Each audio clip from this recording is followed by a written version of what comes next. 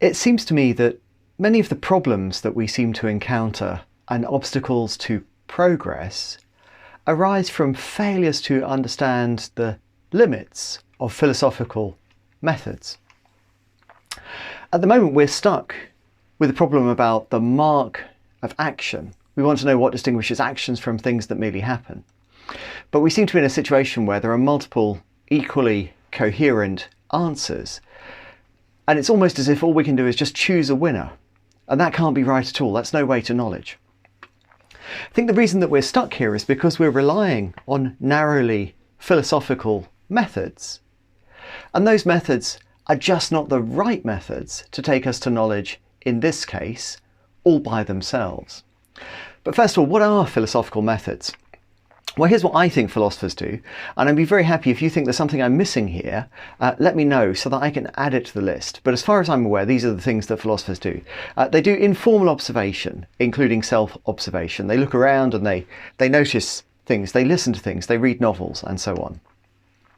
They also do a good amount of guessing. Sometimes philosophers use the term intuition. I follow David Lewis here. David Lewis says an intuition is a guess, and I think that's exactly right. There's quite a lot that philosophers have written themselves about intuitions here, but essentially what we're talking about is guessing. They also imagine counterfactual situations, and that's called doing a thought experiment, which is an odd term, of course, because there isn't really an experiment there, and it's certainly not one that can easily be repeated under controlled conditions. But still, there's a good bit about imagining counterfactual situations, and that often works in concert with guessing. You might use counterfactual situations and then think about what you might say or do in that counterfactual situation. So in a way, that's a guess about a guess, of course. And then there's reasoning, and of course that's very important in philosophy. Lots of reasoning, and in particular the reasoning might lead you to discover unexpectedly that two views that appear to be consistent with each other are actually inconsistent, and that's good because it narrows down the range of possible views. And then there's also, of course, a certain amount of pursuit of theoretical elegance. So philosophers have various standards of elegance, and they like to tie things up in ways that make them elegant, as I suppose happens in many disciplines. So as far as I'm aware, these are the philosophical methods. I don't think that there's anything wrong with philosophical methods. Indeed, these are the methods that I use on a daily basis. I do think, though, that when you're using a set of methods, it's important to understand the limits of those methods and not try to get results that just can't be got with those methods, and that attempting to use the methods beyond their limits will invariably get you into trouble and prevent you from looking for alternative, more fruitful methods. Why do I think that the limits of philosophical methods are relevant in our case, though? Well, let me tell you. Here's Aisha. I'm going to illustrate rather than tell you. And she's doing a bit of thinking. In fact, she's thinking about whether or not to buy a car. She wants to know whether to buy the red car or the blue car. There are two in front of her. They're both used and they're very nice otherwise. And here's Ben. And Ben is trying to sell Aisha one of these cars, and he's trying to work out what's going on in her mind so that he knows how to price the two cars in order to get her to drive away with the one that he wants to sell her at the price he wants to sell her to. He doesn't want to be negotiated down too much, so he needs to know something about what's going on in her mind. And then along comes the philosopher, and what the philosopher is doing is having a think about what's going on in Ben's mind when Ben is thinking about what's going on in Aisha's mind. This essentially is how we apply philosophical methods in the case of philosophy of mind and action. Now let's just focus on Ben for a second here. What's Ben up to? What's he doing there? Well, here's the thing. Ben is using a model of minds and actions, one or more, in order to work out what's going on in Aisha's mind. So obviously he doesn't have sort of direct knowledge, he doesn't have any instruments. He's using a kind of model that allows him to relate the things he observes Aisha doing and saying, the ways that her face changes, the various tells and so on, to ideas about her mental states. Now, if you think about this model that Ben has of minds and actions, that serves a variety of functions. One of those functions is ethical. So when things go wrong, particularly when we're thinking about intention, we use intention in order to divide up blame. So one important thing that we get from applying a model of minds and actions in our everyday lives are some ethical judgments and some ethical principles. If Ben was intentionally selling Aisha a car that he knows will break down in 3 months, that's one thing. If that's not his intention, and on the contrary he actually intends to sell Aisha a good car and fails, then that's something quite different from an ethical point of view. There's also a normative dimension as well. So there are norms like Bratman's principle of agglomeration, which says roughly that you shouldn't have two intentions and know that you have them both, unless it's rational for you to have a single intention agglomerating both of them. So the idea is that the model of minds and actions provides Ben with certain normative principles about how mental states will work, norms of rationality and the rest. Very plausibly, Ben's model of minds and actions also serves a regulative purpose. So it provides for Ben a sort of standard to which he would like to live and to which he holds others accountable, so that when they fail to behave in such a way that his model of minds and actions fits, he might then call them to account for that. So the model provides kind of regulative purpose. And then finally, this is the thing that really would matter, of course, for the philosophers. The model serves a sort of predictive function, so it allows Ben to make predictions about what Aisha might do in the future, or given what she does do, it allows Ben to make predictions about her mental states.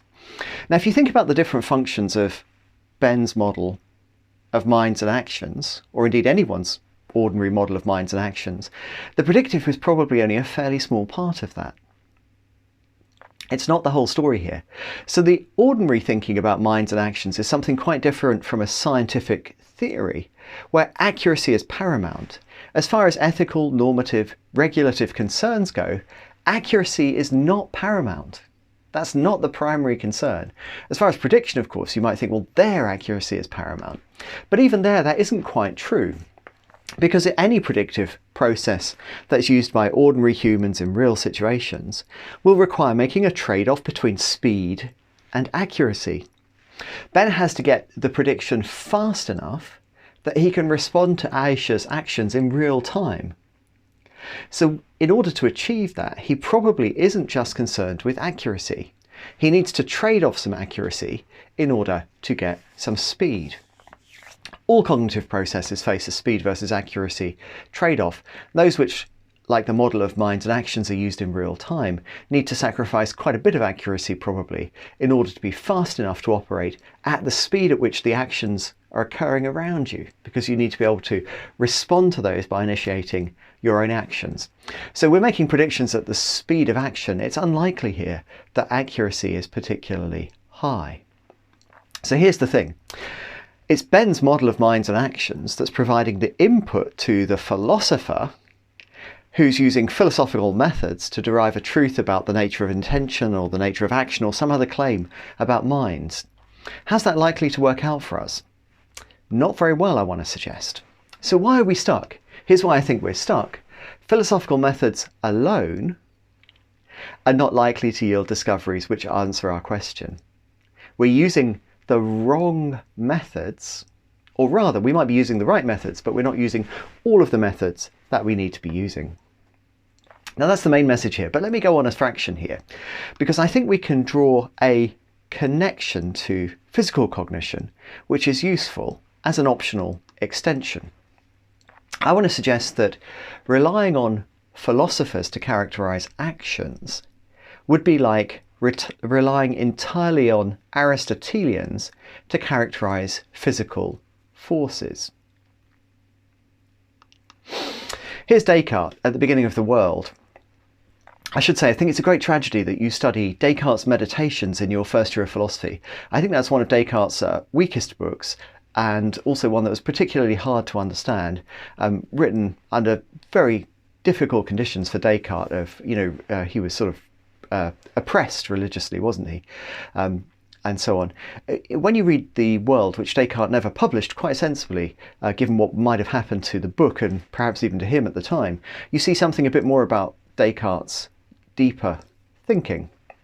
And he starts The World, this is the very beginning of The World, he says, concerning light, it's possible for there to be a difference between the sensation that we have of it and what is in the flame or the sun that we term light. Now it's crazy to think that, for us to think that at the time this was a kind of radical suggestion. And indeed it's exactly where Descartes started. In the case of light, it's possible for there to be a difference between the sensation that we have of it and the thing itself. I find this so brilliant because I think we're under the same kind of illusion. Of course, nobody's under that illusion about light anymore. We've learned too much about it. But we are under the same kind of illusion about minds. The ordinary ways that we have of thinking about minds are probably something quite different from what the mind is in itself, because the functions those ordinary ways serve are not primarily accuracy, any more than sensations of light are supposed to reveal to us the nature of light itself. Now, interestingly, Descartes studied a whole variety of cases. He was very interested in sensory perception. Here's an illustration from another book where Descartes is offering a theory, as far as I know this is still a correct theory, about why a rainbow appears to be a bow.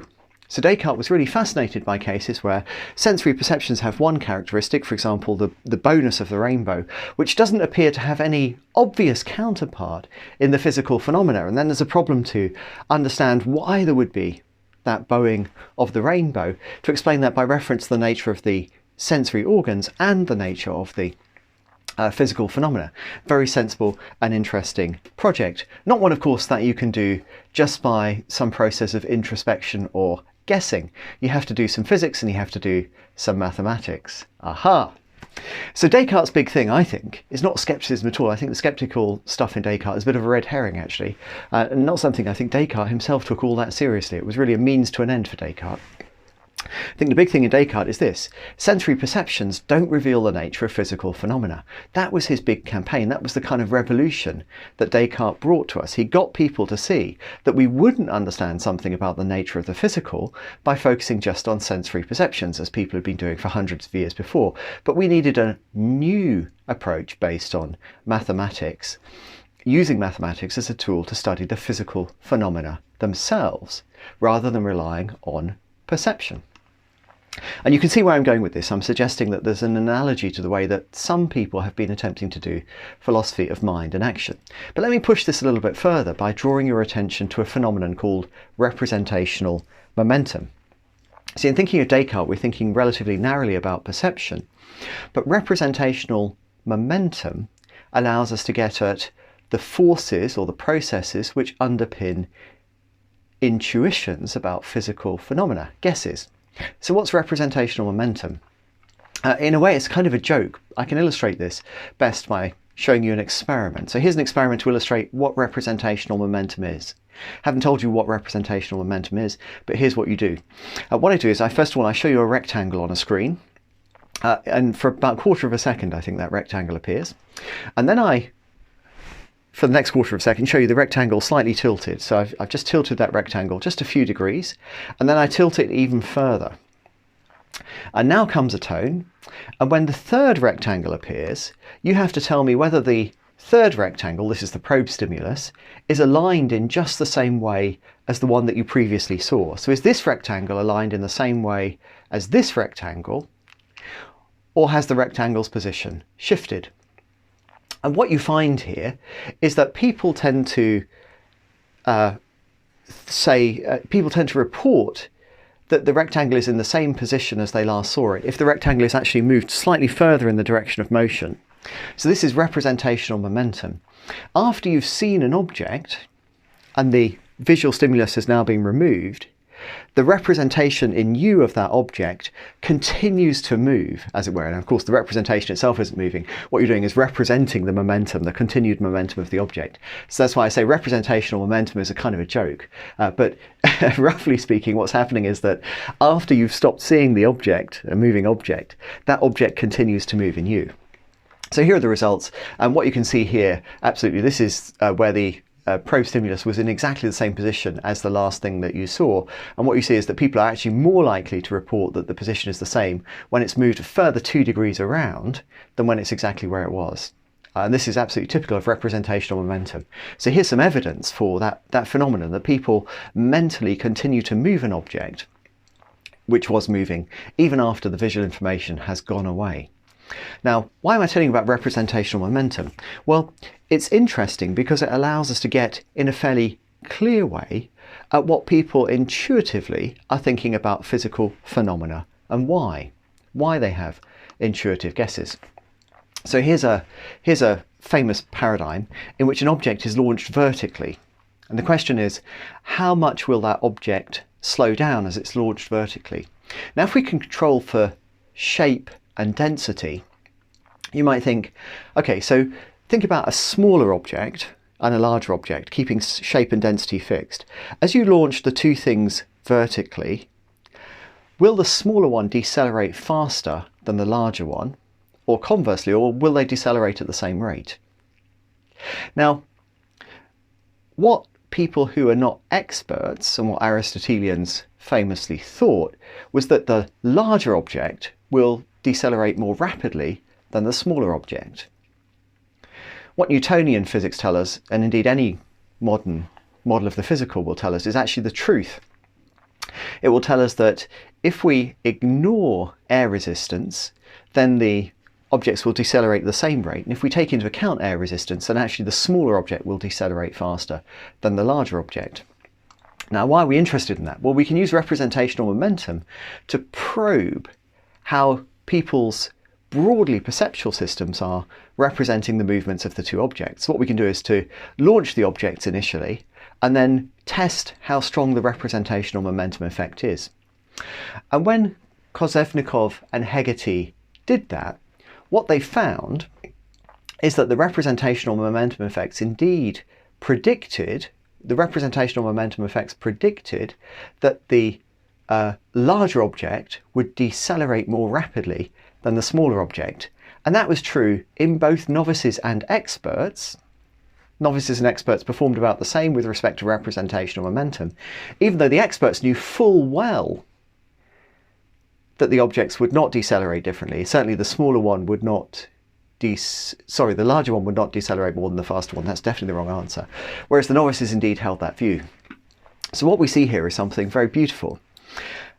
Novices about physics who haven't been trained formally in physics tend to predict, just like the Aristotelians did, that the smaller object will decelerate, that the larger object will decelerate faster than the smaller object. That's the intuition that people tend to have, the guess that they tend to have.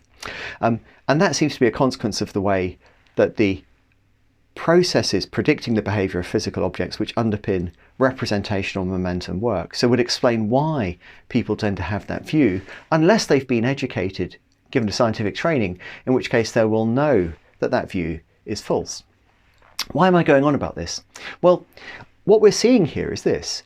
Inside you and me is a model of the physical which characterises physical forces. That model of the physical produces some inaccurate results, which are reflected in our, as untrained people not trained in physics, intuitions about the movements of physical objects. There's a good reason why it should be like this.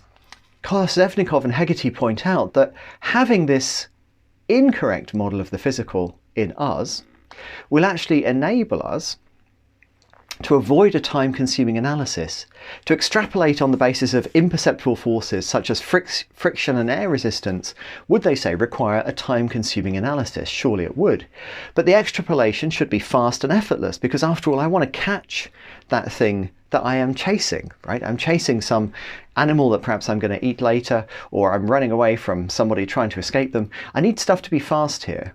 Accuracy is not my primary concern. I need my physical cognition to move at the speed of action.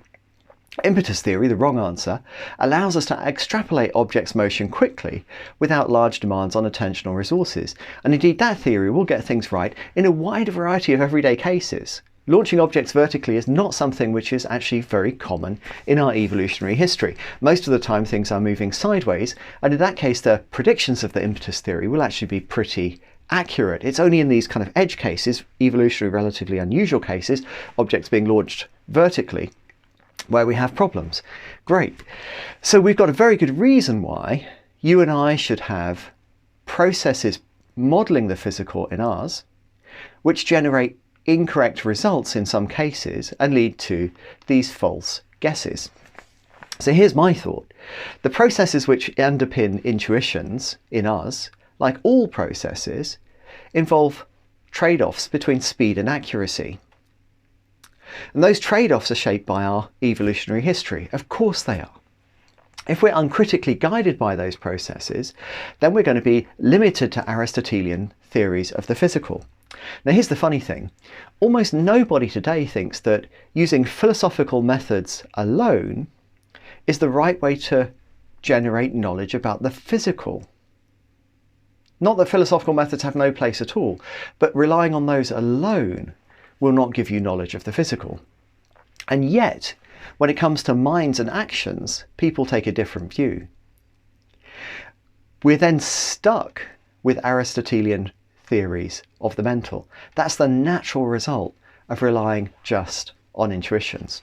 Our problem then arises because we're relying on philosophical methods, which, although useful and right in their proper place, have the sort of limits that make them unsuitable for enabling us all by themselves to understand something about the nature of minds and actions. What we need is a different approach.